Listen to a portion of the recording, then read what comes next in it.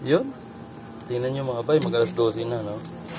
Yung pinamantika natin na tampalin, tsaka may konting taba, tsaka balat. Ayan na. Chicharo na siya. Ayan. Tapos yung mantika natin, dahil sa mahinang apoy lang, puti. Ayan na.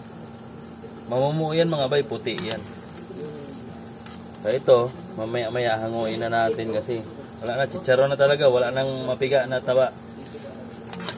Ayan, ang ganda. Meron na tayong panggisa, pansangag na organic talaga. Hindi yung galing sa mga industrial, mga highly processed na mga mantika. Ito yung maganda mga bay.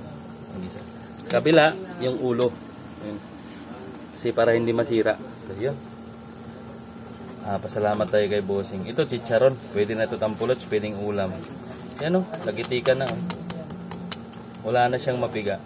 Salain natin to at ilagay natin sa istakan ng ating mantika. Yun.